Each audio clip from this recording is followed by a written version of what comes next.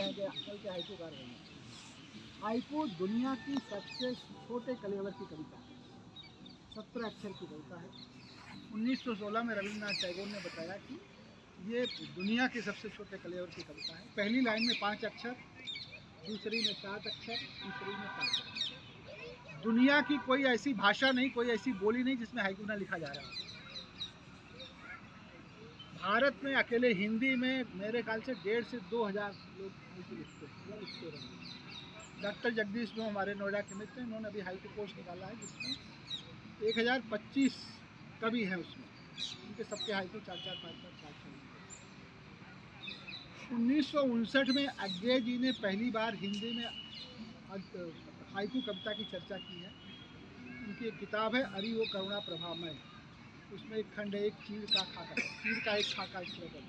उस खंड में उन्होंने कुछ जापानी कविताओं, हाइकू कविताओं का अनुवाद दिए हैं और कुछ उससे प्रेरित कविताएं दी। उसके बाद 1985 में सामने आते हैं प्रोफेसर सत्यभूषण वर्मा, जवाहरलाल नेहरू यूनिवर्सिटी में जो जापानी भाषा विभाग के अध्यक्ष। वो पहले व्यक्ति थे जिन्होंने जापानी से आकर ये बताया कि हाइकू का शिल्प क्या है। उसके पहले 5-7 को लेकर लोग डंडमट थे, क्या बला है।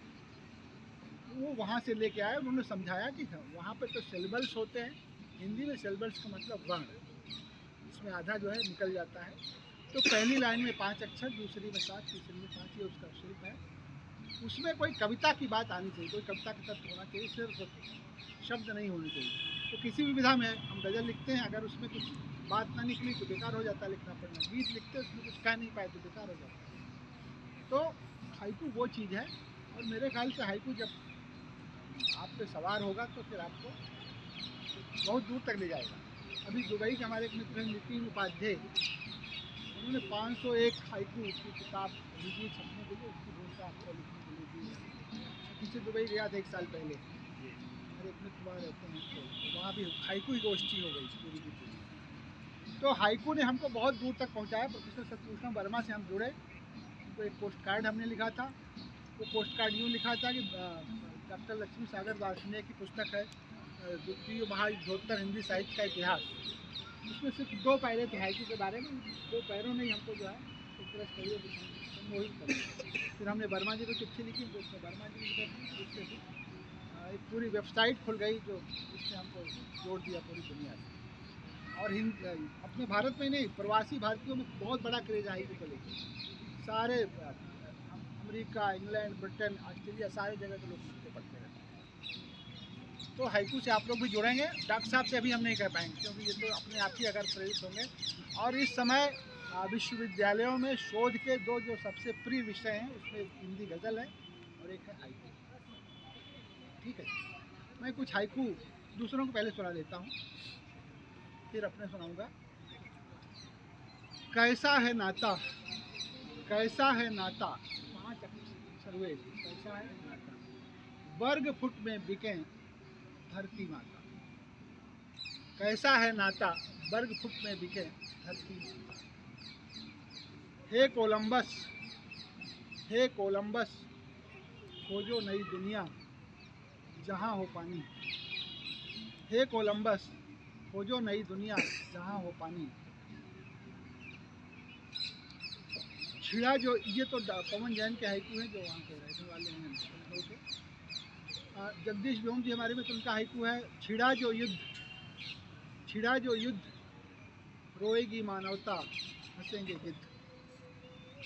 तो ये कुछ 2-4 उदाहरण हमने दिए। हम अपने हाइकू को सुनाते हैं। हाइकू अचानक ही कहीं पैदा हो जाता है, जैसे स्पष्टीकरण तो नहीं देते लेकिन कुछ बताना चाहते हैं। जैसे एक बार हम गोवा गए, आप लोगों ने बहुत ने समुद्र तट देखा होगा, गोवा हम कई बार जा चुके लिखते थे।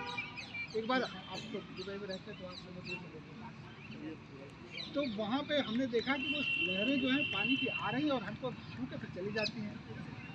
इतना सा दृश्य है, लेकिन उस पर हाइकू कैसे बनता है। सिंधु भी चाहे, सिंधु भी चाहे मनु की संतानों का चरण स्पर्श। सिंधु भी चाहे मन की संतानों का चरण स्पर्श।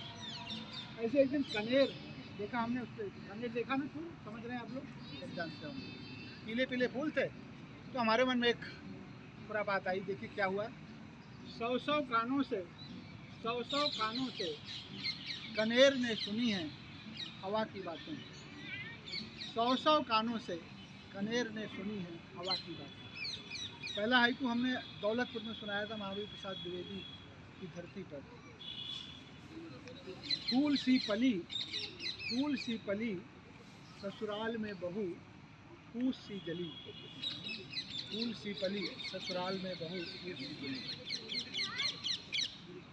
एक हाइकू देखें कि मुझ में भी हैं, साइंस के छात्र हैं इसमें, मुझ में भी हैं मेरी 7 पीढ़ियाँ। मुझ में भी हैं मेरी 7 पीढ़ियाँ, तन्हा नहीं मैं। आप जब भी अकेले हो ये इस हाइकू को दोहराइए, और सच्चाई यही है कि हम 7 पीढ़ियों से मिलकर बनते हैं। मुझ में भी हैं मेरी 7 पीढ़ियाँ, तन्हा नहीं। समुद्र नहीं परछाई खुद की लांघो तो जाने। समुद्र नहीं परछाई खुद की लांघो तो जाने। क्षण को सही बुझने से पहले लड़ी थी लौ भी। क्षण को सही बुझने से पहले लड़ी थी लौ भी। ज्यों आजकल बच्चे दिल की बड़ी बात करते हैं। ज्यों घटेगा दिल का क्षेत्रफल, ज्यों घटेगा दिल का क्षेत्रफल, दर्द बढ़ेगा। ज्यों घटेगा दिल का क्षेत्रफल, दर्द बढ़ेगा। ये कुछ हाइकू के उदाहरण थे। मैं थोड़े से अपने शेर और एक आध गजल सुनाता हूँ। हमारे कुछ चर्चित शेर हैं, पहले वो सुनाते हैं कि वो खुद ही जान जाते हैं बुलंदी आसमानों की। वो खुद ही जान जाते हैं बुलंदी आसमानों की, परिंदों को नहीं तालीम दी जाती उड़ानों की। ये हमारी पूरी 2 गज़लें हैं। ये वहाँ पे महाराष्ट्र शिक्षा बोर्ड के कक्षा 9 में कोर्स में। और एक शेर हमारा और बड़ा लोगों ने पसंद किया कि पहले ये बता देते हैं गज़ल हम क्यों लिख रहे हैं। हिंदी और उर्दू का फ़र्क गज़ल में करना पड़ेगा। वो इसलिए करना पड़ेगा कि जब हम दोनों अलग अलग भाषाएं हैं, दोनों की अलग अलग परंपराएं हैं। हम जब आगे बढ़ेंगे तो हमें ये तय करना पड़ेगा हम किस परंपरा के, नहीं तो आपको नहीं माना जाएगा। आजकल हम एक लिख रहे हैं लेख गज़ल की गाजा पट्टी। तो इसमें ऐसे बहुत सारे लोग शामिल हैं जिनकी पहचान नहीं हो रही है, उनकी तरफ देखते नहीं हैं लोग, और आगे भी उनको मतलब पहचान नहीं मिलने वाली है। तो वो मामला है। इसलिए भाषा के साथ हम अपनी रहें। आप उर्दू में हैं तो उर्दू के साथ रहिए पूरे मन से, उसकी परंपरा को अपनाइए, उसकी चीज़ों को अपनाइए। आप हिंदी में तो उसके साथ जुड़िए ना। हिंदी इतनी बड़ी भाषा है, दुनिया की 3री सबसे ज़्यादा बड़ी भाषा है। इसलिए हम अपनी बात कहते हैं बहुत दूर तक जाते हैं, लेकिन हमें तय करना पड़ेगा हम किस भाषा। सभी का प्यार पाना चाहती है, सभी का प्यार पाना चाहती है, गज़ल विस्तार पाना चाहती है। सभी का प्यार पाना चाहती है, गज़ल विस्तार पाना चाहती है। गज़ल के पास है मक्का मदीना, गज़ल के पास है मक्का मदीना, गज़ल हरिद्वार पाना चाहती है। सभी के पास है गज़ल के पास है मक्का मदीना, गज़ल हरिद्वार पाना चाहती है। सभी का प्यार पाना चाहती है। बच्चे बड़ी जल्दी आजकल नाउम्मीद होते हैं। भूल कर भी नाउम्मीद शब्द को अपने पास पटकने दीजिए। एक हाइकू तो हमारा रह ही गया। जहाँ भी मिले मरोड़ते रहिए दर्द के बाजू। जहाँ भी मिले मरोड़ते चलिए दर्द के बाजू। तो उम्मीद पे शेर देखें कि न इसकी था है कोई, न इसका पार है कोई, न इसकी था है कोई, न इसका पार है कोई, ये दुनिया है अजब इसका न पारावार है कोई। ये तो एक ऐसा था। वो देखिए कि मैं थोड़ी देर जिससे सर टिका कर बैठ लेता हूँ, मैं थोड़ी देर जिससे सर टिका कर बैठ लेता हूँ, वो पत्थर की नहीं उम्मीद की दीवार है कोई। मैं थोड़ी देर जिससे सर टिका कर बैठ लेता हूँ, वो पत्थर की नहीं उम्मीद की दीवार है। ये दीवार कभी भी हिलने वाली नहीं, तसमस नहीं होने वाली है।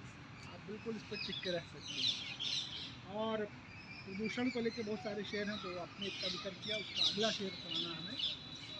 पास रखेगी नहीं सब कुछ लुटाएगी नदी, पास रखेगी नहीं सब कुछ लुटाएगी नदी, शंख सीपी रेत पानी जो भी लाएगी नदी। हमने वर्षों विष पिलाकर आजमाया है बहुत, हमने वर्षों विष पिलाकर आजमाया है बहुत, अब हमें भी विष पिलाकर आजमाएगी। हमने वर्षों विष पिलाकर आजमाया है बहुत, अब हमें भी विष पिलाकर आजमाएगी। एक शेर हमारा और लोगों को अच्छा लगा कि उजाला 2 कदम बढ़कर अंधेरे को कुचलता है। उजाला 2 कदम बढ़कर अंधेरे को कुचलता है। ये पूरब है यहाँ सूरज जरा जल्दी निकलता है। उजाला 2 कदम बढ़कर अंधेरे को कुचलता है। ये पूरब है यहाँ सूरज जल्दी निकलता है। आप लोगों के लिए 2 शेर है कि अलग यह बात है वो आज या फिर कल निकलता है। अभी तक ऐसा कोई सवाल नहीं होगा जो हल ना हुआ होगा। अलग यह बात है वो आज या फिर कल निकलता है। बहुत मुश्किल सवालों का भी लेकिन हल निकलता है। क्या बात है? बहुत मुश्किल सवालों का भी लेकिन हल निकलता है। शेर देखें कि निकलती है बहुत मिट्टी, निकलती है बहुत मिट्टी, निकलती है बहुत बालू, निकलती है बहुत मिट्टी, निकलती है बहुत बालू, ज़मीं से तब कहीं जाकर के मीठा जल निकलता है। निकलती है बहुत मिट्टी, निकलती है बहुत बालू, ज़मीं से तब कहीं जाकर के मीठा जल निकलता है। और आखिर एक शेर और सुना के फिर बात गजल सुना देते। हाँ वही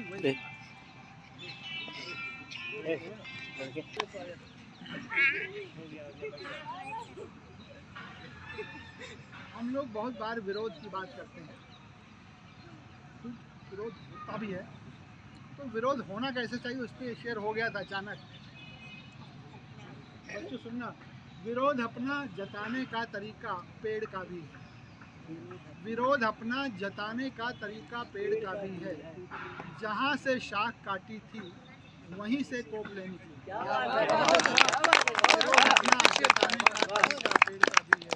जहाँ से शाख काटी थी वहीं से कोप लेनी थी। तो ये रहे कुछ शेर और अभी एक गजल हम सुना देते हैं। फसाद है समझो, ये जो इतना फसाद है समझो, मन में कितना विषाद है समझो।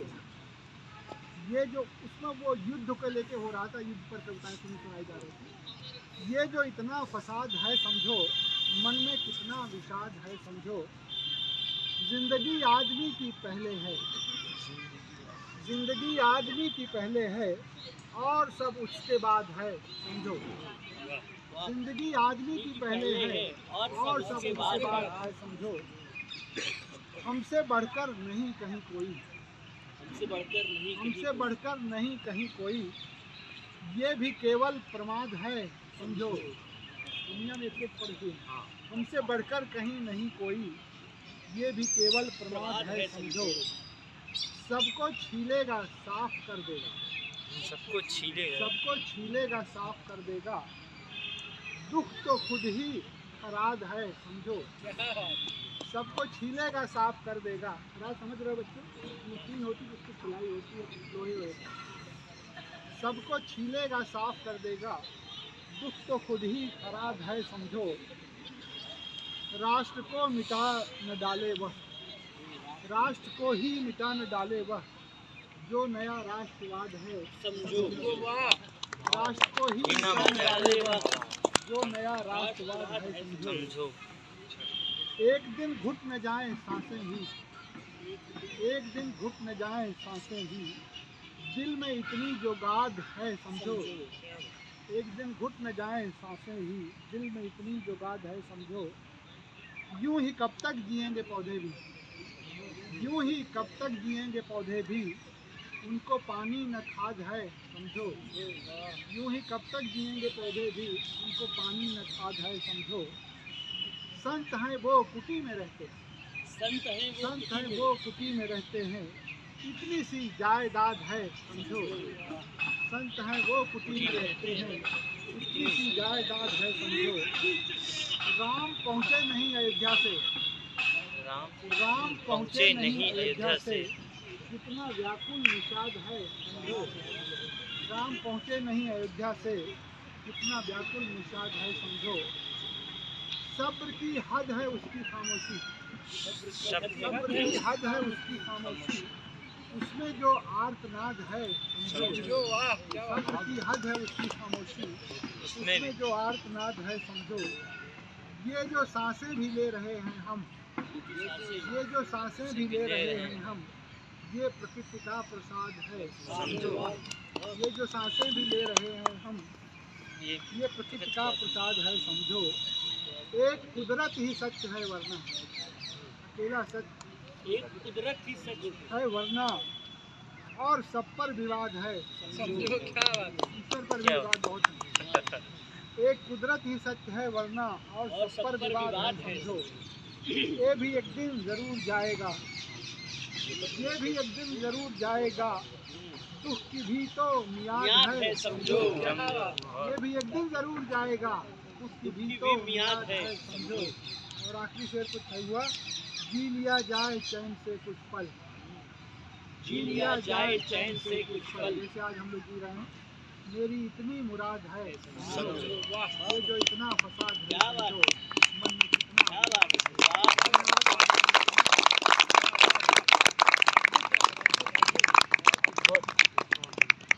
जरा नंबर बदलने से, सिर्फ चश्मे का जरा नंबर बदलने से कितनी चीजें हो गई बेहतर बदलने से। सिर्फ चश्मे, हम लोग साइंस के स्टूडेंट रहे तो थोड़ा लॉजिकल ढंग से बात कर ले जाते हैं, हवाई बातें तो साहित्य वाले ज़्यादा करते हैं।